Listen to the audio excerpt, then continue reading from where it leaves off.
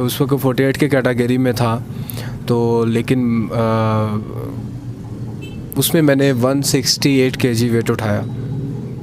हौसला जो था वो स्ट्रॉन्ग किया कि भाई तुम यही सोचो कि अपनी गेम कर रहे हो, कंपटीशन का ज़हन से निकाल दो। बिस्मिल्लाहिर्रहमानिर्रहीम। अस्सलामुअलैकुम व्यूवर्स, कैसे हैं आप सब लोग?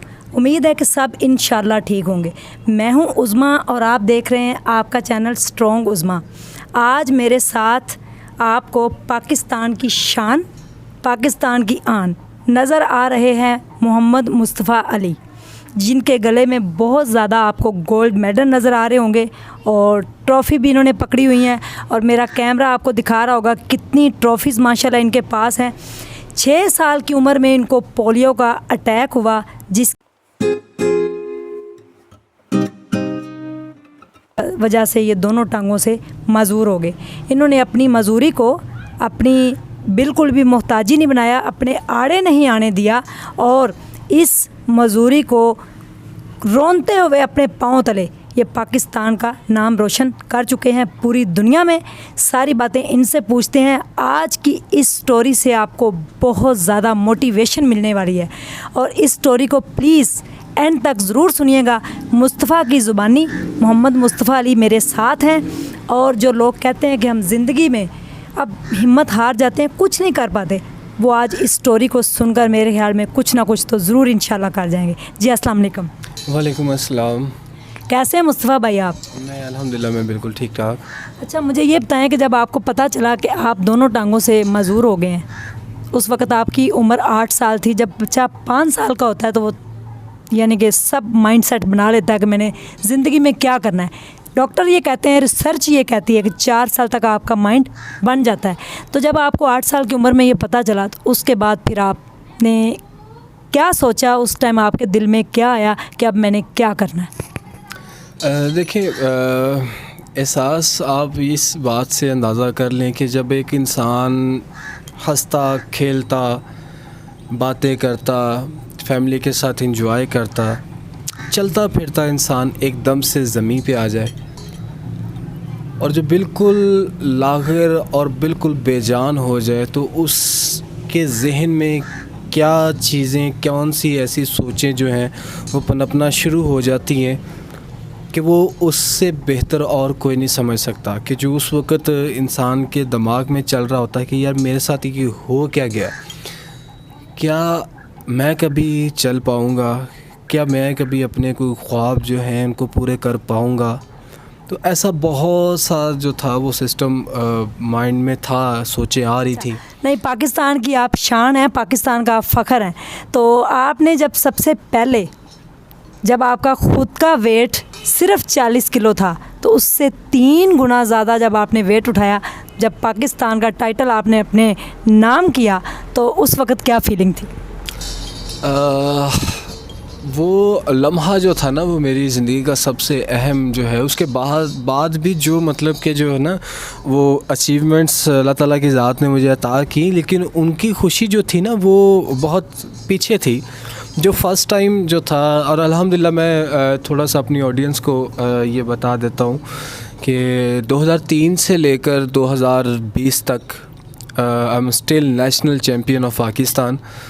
और उसके बाद इंटरनेशनली कंपटीशन जो थे वो भी अल्हम्दुलिल्लाह अपने नाम किए, पाकिस्तान का झंडा बुलंद किया।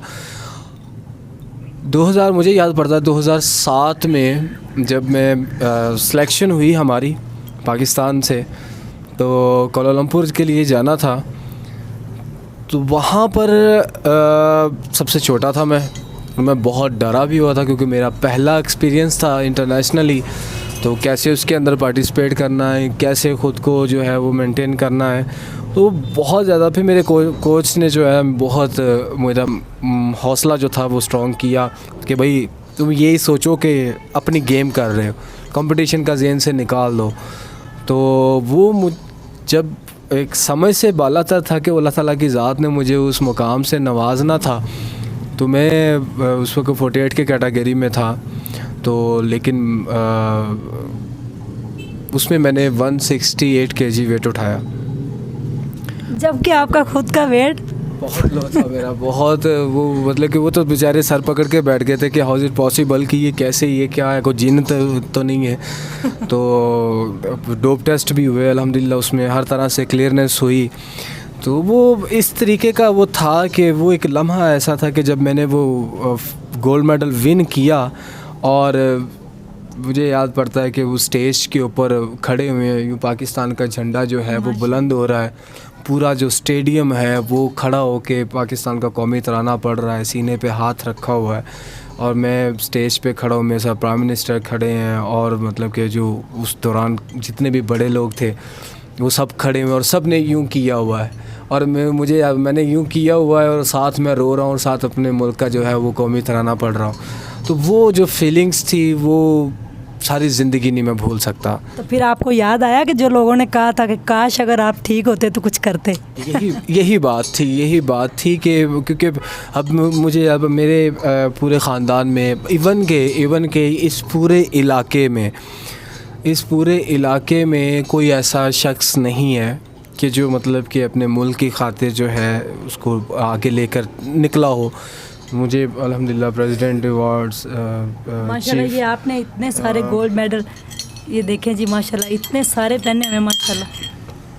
ये मेरा पहला गोल्ड मेडल है जो मैंने उस पहले अपने कंपटीशन में Kuala Lumpur second APC power lifting cup Kuala Lumpur, और उस वक्त हमारा पाकिस्तान कितने नंबर पे था और आप उसको कहाँ पे लेके आए? ये एडवांटेज था हमें कि उस वक्त हमारी जो वर्ल्ड रैंकिंग थी वो 32 पोजीशन थी, और 22 साल से पाकिस्तान 32वें नंबर पे आ रहा था। और हम 4 लोग पाकिस्तान से सिलेक्ट हुए थे, 3 लोग, और 4 मेडल विन किए, और हम आफ्टर 22 ईयर्स 32 से जंप करके सेकंड नंबर पर आए माशाल्लाह। ये मैं समझता हूँ कि ये सबसे बड़ा जो था ना हमारा, उतना मेडल की खुशी नहीं हुई थी जितनी हमें अपनी रैंकिंग बनाने की हुई थी। तो बस यही से फिर ये प्राइम मिनिस्टर अवार्ड था, ये अभी जो हुकूमत पाकिस्तान ने बहुत सारे ऐसे वो थे, क्योंकि अलमिया ये है कि पाकिस्तान के अंदर जो है जितना भी हो जाए हमारा सिर्फ क्रिकेट का मयार रह गया। जी यहाँ पे प्लेयर्स के लिए कोई इस तरीके की फैसिलिटी नहीं है। आप कोई इसके ऊपर मैसेज देना चाहेंगे पाकिस्तान को, पूरी दुनिया को, और अब आपके फ्यूचर में क्या प्लान है?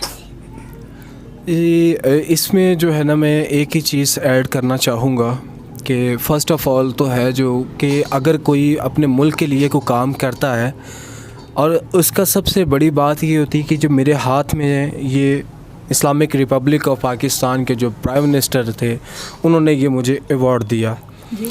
तो ये मेरे लिए कोई मामूली बात नहीं है। लेकिन क्या होता कि अगर इसके साथ वो मुझे एक मुस्तकिल नौकरी अता कर देते जी, एक जॉब दे देते। हालांकि डिसेबल हैं वो, उन्होंने इस डिसेबिलिटी को अपने आड़े नहीं आने दिया और पाकिस्तान का झंडा दुनिया के कई ममालिक में बुलंद किया, सिर्फ एक जॉब। जी, एक दुख इसी बात का होता है कि इस मुल्क के रहते हुए हमें इसमें कि ना हमारे लिए कोई नौकरी है, फिर ना कोई ऐसा कोई कि प्लेयर्स के लिए कोई वजीफ़ा लगाया जाए जिसके चलो उसका कोई रोज़मर्रा के जो है मामलात कम से कम वो अपनी ट्रेनिंग कर सकता हो। मुझे तकरीबन कुछ 5 साल हो गए अपने ट्रेनिंग को छोड़े हुए। तो बहुत सारे लोगों ने मतलब कि जो था, फिर गवर्नमेंट ने बहुत सारे वादे किए, हमें बहुत जगहों पे बुलाकर जो है वो ये कहा जाता है कि आप हमारे सर का ताज हैं, आप हमारे मुल्क की शान है। लेकिन होता ये है कि जब वही आपके मुल्क की शान चलकर आपके दरवाज़े पर जाता है और आप अंदर बैठे भी होते हैं, ये मेरे अगर कोई देख रहा होगा तो वो समझ जाएगा कि भाई इस तरह हुआ है कि अंदर बैठे हुए आपको नहीं पता कि एक जो स्पेशल पर्सन है वो कितनी दूर से आया है, उसके साथ कौन सी ऐसी प्रॉब्लम्स हो सकती हैं, वो किस लेवल के ऊपर चलकर आपके पास आ रहा है, और आप आगे से अंदर बैठ के उनको कह दें कि जनाब अंदर तो कोई मौजूद ही नहीं है। एक हमारी एक सोचें होती हैं, क्योंकि हम लोगों के अंदर एक सबसे बड़ी जो हमारी वीकनेस होती है कि हमें कोई अगर कोई कह देता है ना कि मैं आपके साथ खड़ा हूँ, तो हमारी तवक्कुआत जो होती हैं वो उससे वाबस्ता हो जाती हैं कि यार कोई तो ऐसा है कि जो हमारे साथ खड़ा हुआ है, जो हमें ये एहसास दिला रहा है कि भाई मैं आपके लिए कुछ करूँगा, अगर आपने कुछ किया ना तो हम भी आपके साथ खड़े, हम भी आपके लिए कुछ करेंगे। लेकिन दुख उस वक़्त होता है कि जब वो हमारी तवक्कुआत का जो है वो गला घूंटा जाता है, हमें मिलने नहीं दिया जाता। अभी को बात कर ली है, अगर किसी ने को कॉल करके बात कर ली है तो हम रिलैक्स हो जाएंगे, सर से पाँव तक हम रिलैक्स हो जाएंगे, अल्लाह ताला का शुक्र अदा करेंगे कि आपने कोई ऐसा वसीला हमारा बना दिया है। लेकिन उसके बाद या तो फिर हम ब्लॉक हो जाएंगे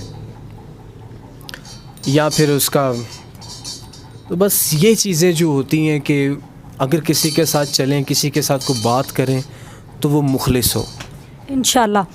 अब मेरे व्यूवर्स जो इस टाइम सुन रहे हैं, जिन्होंने मोहम्मद मुस्तफ़ा अली भाई को सुना और मेडल आपके सामने है, सब कुछ आपके सामने है। अब इनका घर भी आपको मेरी स्क्रीन पे नज़र आ रहा होगा, जिस घर के अंदर मौजूद है। ये इनका छोटा सा घर है। तो इन्होंने ये भी कहा है मुझे कि कोई अगर मुखय्यर हज़रात ये सारे मेडल ले लें तो मैं फ़लस्तीन के लिए कुछ डोनेट करना चाहता हूँ। देखें ख़ुद इन हालात में रहते हुए उनकी सोच कितनी बुलंद है। मेरी आप लोगों से रिक्वेस्ट है कि अगर कोई इनकी हेल्प करना चाहता है तो मैं नहीं कहूँगी कि ये डिसेबल हैं, ये रियल हीरो ऑफ पाकिस्तान है। तो अगर इनकी कोई हेल्प करना चाहता है तो इनका व्हाट्सएप का नंबर मेरी स्क्रीन पे आपको नज़र आ रहा होगा, प्लीज़ आप इनसे ज़रूर कांटेक्ट कीजिएगा। अगर इनके घर के बाहर कोई दुकान ऐसी बना दी जाए, यानी कि इनका घर बिल्कुल मेन रोड पे, जहाँ हम बैठे हुए हैं, ये साथ आगे दीवार है तो मेन रोड गुजरता है, अगर वहाँ पे कोई शॉप ऐसी बन जाए जहाँ पे ये बैठ के अपना रोज़गार चला सकें और आगे अपनी ज़िंदगी को लेके चल सकें तो ज़रूर। तो मुस्तफ़ा भाई, मेरे पास ना लोग मेरे पे ट्रस्ट करते हैं। मेरी एक, आपने स्टोरी सुनी होगी शायद, मेरी एक छोटी सी फाउंडेशन है जो मेरी नहीं है, लोगों की है। तो उसके लिए लोग मुझे कुछ थोड़े बहुत पैसे भेजते हैं। तो उसमें से मेरा जो यूट्यूब का चैनल है ना, वो मेरे बेटे ने इसीलिए बनाया था कि 70% हम लोगों को देंगे। ये 5000 तो मैं आपको दूंगी अपनी तरफ से, अब किसी की तरफ से नहीं, मेरी तरफ से, जो मेरी यूट्यूब से इनकम है उसकी तरफ से। और 5000 मैं आपको दे रही हूँ, जो किसी ने, अल्लाह के बंदे ने, मेरे पास अल्लाह के बंदे भेजते रहते हैं, तो वो मुझे कहते हैं कि अगर आपको कोई लगे तो आप उसको ज़रूर दीजिएगा। तो मुझे आपके अलावा कोई नज़र नहीं आ रहा, क्योंकि आप हमारे नेशनल हीरो हैं, तो इसलिए ये मैं आपको 5000 जो है किसी अल्लाह के बंदे की तरफ से अब दे रही हूँ। तो व्यूवर्स, अगर आपको ये स्टोरी अच्छी लगी तो प्लीज़ आप कमेंट बॉक्स के अंदर इनका और हौसला बुलंद कीजिएगा। और अगर आपको मेरा चैनल अच्छा लगता है तो प्लीज़ इसको सब्सक्राइब कर दें और वीडियो को लाइक कर दें, और मुस्तफ़ा भाई की प्लीज़ ज़रूर हेल्प करें, हमारे रियल हीरो हैं। Thank you so much. Pakistan जिंदाबाद। अल्लाह हाफ़िज़।